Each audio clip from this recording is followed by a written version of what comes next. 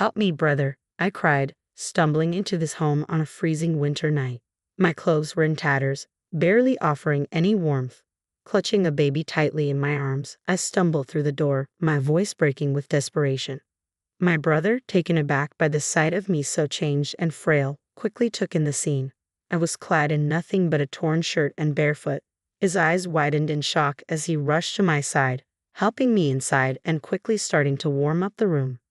"What on earth happened?" he asked, his voice filled with concern as he wrapped the baby, who was sound asleep in my jacket, in a warm blanket. I could barely stop shivering. "Who did this to my precious little sister?" he muttered through clenched teeth. "Sarah, it's going to be okay now." At the sound of his soothing voice, a wave of relief washed over me, and I felt as if all my strength had drained away. "My name is Sarah. I'm a 27-year-old homemaker with a young son.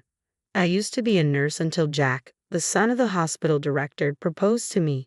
Jack was kind and efficient, traits that initially drew me to him. I have a brother who is 5 years older than me. After our parents died tragically in a car accident when I was 4 and he was in 3rd grade, he became my protector. Our parents were killed when their car was struck head-on by a truck driven by someone who had fallen asleep at the wheel. My mother, a nurse like me, was working late that night. My father had gone to pick her up, and just before he left, he had told my brother John, "I'm counting on you to take care of Sarah." Those words became unforgettable for John, who took them to heart and has protected me ever since. We never fought. He has always been like a superhero to me. After the accident, it seemed John and I would be separated and placed in different foster homes. However, our paternal grandparents, whom we hadn't interacted much with before, took us in. When I first met our grandfather, with his white hair and bushy beard, he looked like a storybook Santa Claus. "Seeing John," he murmured, "you're the spitting image of your father," and I thought I saw tears in his eyes.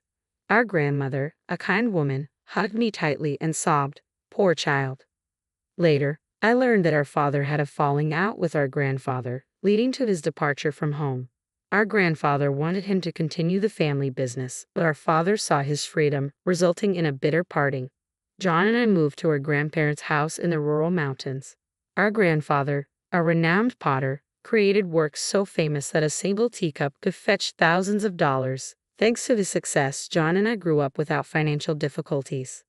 Our grandfather was stubborn and detested dishonesty, dedicating himself entirely to his craft. Despite the absence of our parents, our grandmother's incredible kindness ensured that we grew up happily under their watchful eyes. John attended a prestigious university in the city, and I pursued nursing school. We both had the opportunity to follow our dreams. However, when our grandmother's health began to decline, John returned home from the city. I wanted to return home too, but as I was still a student, John advised against it. He had always been fascinated by our grandfather's pottery, but their insistence on following his own path had led him to university instead. Our grandfather, regretting the pressure he had put on our late father to continue the family business, was determined not to impose the same on his grandchildren. Nevertheless, John was resolute in learning pottery from him. With his natural skill and love for the craft, pottery seemed like a perfect fit for him. John excelled in everything he pursued: academics, sports, and his social life. He was truly a superhero, taking care of our ailing grandmother while mastering the art of pottery. Meanwhile, I graduated from nursing school and started working as a nurse. It was during this time that Jack proposed to me. Our wedding was grand, and what I remember most are the joyous smiles of John and our grandfather. John even brought pictures of our parents to the ceremony, saying through tears, "We all just want you to be happy, Sarah," including Mom and Dad. Our grandmother, too ill to attend, wept tears of joy when she watched the video of the wedding. Feeling truly blessed with such a wonderful family, I left my nursing job, moved into Jack's family home, and began supporting him as a full-time homemaker. We soon had a child, and life with Jack was smooth and fulfilling. Little did I know that challenges lay ahead. Not long after my grandmother passed away, Jack stood by me, attending the funeral and offering comfort. Our grandfather was deeply disappointed, and I struggled to find words to console him. John, while supporting our grandfather, became increasingly absorbed in his pottery. 6 months passed, and life continued to unfold. I stumbled into my brother's house in the dead of a freezing winter night, my clothes ragged and barely adequate against the cold, clutching a baby in my arms. John was speechless when he saw me, so changed and frail. I was emaciated and weak, dressed in nothing but a thin, tattered shirt and barefoot. "What on earth happened?" he asked, his voice filled with concern as he quickly ushered me inside and started warming up the room. The baby, wrapped in my coat, was peacefully asleep, but I couldn't stop shivering. "Who did this to my dear sister?" John muttered through clenched teeth. A wave of relief washed over me at the sound of his voice, as if all my strength had drained away. I didn't want to burden John or our grandfather with my troubles, but I had no choice but to explain. I began to recount the events at my in-laws' house. Jack and I had moved in with them because they insisted I rest during and after my pregnancy. My in-laws, who had both remarried, seemed like a genuinely close-knit family. Jack was the stepson of my mother-in-law, and I was initially happy that my child and I could become part of this family. My father-in-law was kind and told me to make myself at home. His kindness was especially precious to me since I had no father. However, my mother-in-law didn't seem to share the same warmth. "You're flirting with my husband, aren't you? You disgusting woman," she would say, starting to harass me whenever my father-in-law wasn't around. Her taunts were cruel. "You're an uneducated child with no parents." Her abuse went beyond words. She inflicted physical harm as well. She'd spill boiling water in my direction, plant pins in my meals, and even try to push me down the stairs. It felt life-threatening. Her family had a long-standing reputation in the retail business, managing a major department store chain run by her brother. "Your background is miles apart from mine," she would sneer.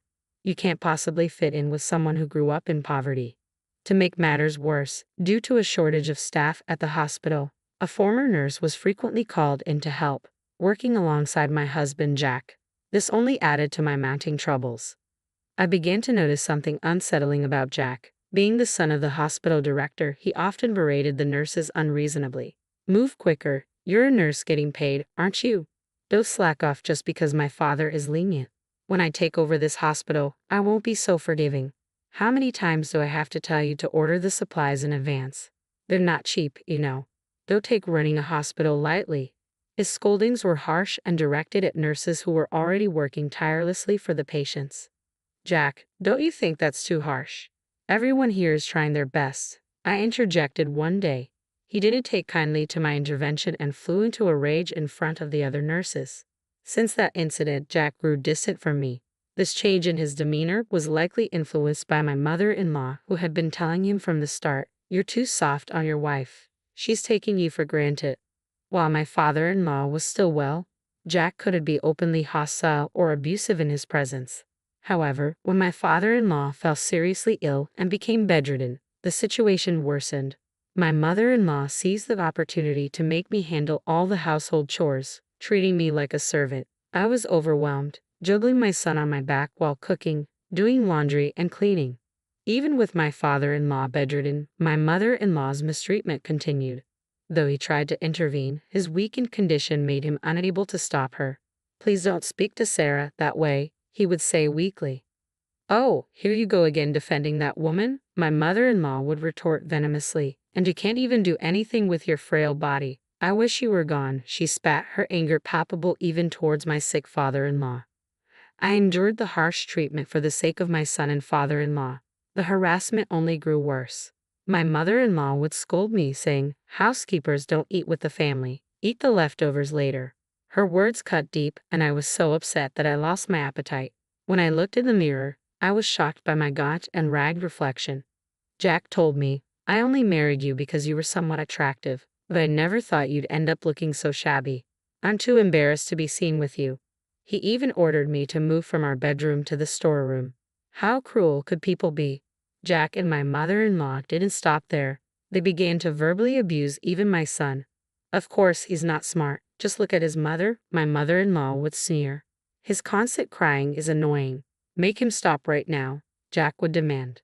It felt like something inside me had snapped. I resolved to run away, but my only concern was my father-in-law. If I left, who would take care of him? He could be in serious trouble. Sensing my distress, my father-in-law said, "Don't worry about me, Sarah. You should escape to your brother's place." He pulled out several $100 bills from under his pillow and pressed them into my hand. With no time to spare, I decided to flee immediately. I wrapped my son in my coat to keep him warm and rushed outside. Using the money my father-in-law had given me, I hailed a taxi and headed to my grandfather's house. There, I poured out the whole story to my grandfather and brother John. John, his face flushed with a fury I had never seen before, shook his clenched fist. "You've had it tough, haven't you? It's okay now. Relax," he reassured me. Overwhelmed, I burst into tears. My grandfather, equally enraged, muttered, "I can't forgive this." A few days later, I left my son in my grandfather's care and, accompanied by John, returned to my in-laws' house to collect my belongings. I had left in such a hurry without a word that I was concerned about any trouble arising when we returned to my in-laws' house. As we arrived, my husband greeted us with a cold, disdainful look. "So, you finally decided to come back?" he muttered. John, remaining calm, responded, "My sister is very distressed, so we'll be taking care of her for a while. We're here today to collect some of her personal belongings." My husband shot back, "I married her, so if she doesn't come back, there will be no one to handle the chores. That's a big problem for me." My mother-in-law, looking down on John, remarked, "I heard you do pottery. It must be a difficult life. Even if you take care of my daughter-in-law, it's going to be tough for you. Please send her back, it's a problem for us too." John clenched his fists tightly, visibly struggling to contain his anger. When we were shown to a storage room in the corner of the hallway, my makeshift room, John's expression was one of shock. The cramped space held cardboard boxes and old appliances in disarray. There were a few changes of clothes for me and my son, but no heating appliances, just a thin blanket and a flimsy mattress. John's eyes burned with anger as he confronted my mother-in-law. "Is this where you've relegated my sister and her child?" he demanded. She retorted coldly, "She should be grateful to have a room. She's just a housekeeper." I wanted to leave that house immediately, but my concern for my father-in-law lingered. When I saw him, he quietly handed me something and apologized to John for not being able to protect me. In the days that followed, John, my grandfather, and I made preparations. Determined to fight for my son, I headed back to my in-laws' house, resolute in our resolve. I knew I couldn't keep running away forever. When we arrived at my in-laws' house, I handed my husband the divorce papers. He looked taken aback for a moment, but then declared he wouldn't be paying alimony or child support since I was choosing to leave. To support my case, I played a recording of his mother belittling me and of him shouting at me. "This is evidence of the abuse I have suffered," I said firmly. My husband and mother-in-law were visibly shocked and asked, "When did you even record this?" It turned out my father-in-law had secretly recorded everything to support me. He had discreetly handed over the recordings when I went to collect my belongings a few days before. John, who had graduated from law school and passed the bar exam while helping our grandfather with his pottery, had advised me that I could get a divorce since my husband was clearly at fault. John had been actively practicing law to assist those in need within our community, and he promised to fight for me with everything he had. My wheelchair-bound father-in-law arrived and handed the divorce papers to my mother-in-law. He had also recorded all the verbal abuse he had endured and was ready to divorce as well. He preferred living in a care facility over staying with my mother-in-law. Upon hearing this, my mother-in-law burst into laughter. "All right, go ahead and divorce me. I'll return to my brother's house and go back to my luxurious life," she said dismissively. At that moment, my grandfather made a call. "I'll terminate any contracts with a family like this," he declared. It turned out that the major department store run by my mother-in-law's brother was on the brink of bankruptcy. He had been eager to secure a deal to exhibit and sell my grandfather's renowned pottery and was close to finalizing it immediately. A call came from my mother-in-law's brother, the department store owner, severing their ties. My mother-in-law's face turned pale, and she sank to her knees. The gravity of her situation finally hit her, and she began to beg. "Please forgive me. I was out of line. I have nowhere else to go. Please let me stay here. Sarah, I'm sorry. Please forgive me." There was no way we could forgive her now. We all looked on coldly as she wept. However, one person still seemed to be in denial about the reality of the situation. My husband. He said to me, "I'm set to inherit this hospital. If you want a divorce, I'll pay alimony and child support. I'll marry someone younger and prettier than you." At that moment, my father-in-law interjected with a single sentence. "The hospital has been sold." My husband's eyes widened in shock. It turned out that my father-in-law had been orchestrating the entire situation. "Get out of here right now," he screamed at his stepson. My husband's face turned ashen. Since he wasn't legally adopted by my father-in-law, he had no claim to his stepfather's assets. On the other hand, I was legally adopted by my father-in-law, who had always treated me well. Realizing the gravity of his mistake, my husband quickly tried to plead for a fresh start, but I coldly dismissed him. Afterward, my son and I settled into a comfortable life at my grandparents' house. He cried less often and spent his days exploring nature, finding flowers and insects. My in-laws' divorce, along with the damning audio evidence, played a crucial role in establishing my mother-in-law's fault. According to mutual acquaintances, my mother-in-law and husband now live in a small rented apartment. Their attempts to find new jobs have faltered, and they are struggling with part-time work, spending their days in endless quarrels, blaming each other for their plight. Meanwhile, my grandfather enjoys a comfortable life in a high-end senior home. My son and I visit him frequently. John, as always, continues to work with pottery under my grandfather's guidance. My mother-in-law's brother, who wasn't at fault, successfully hosted the pottery exhibition at his department store. At the exhibition, John met a lovely woman who is a fan of pottery, and they started dating. I'm hopeful we'll hear good news from him soon.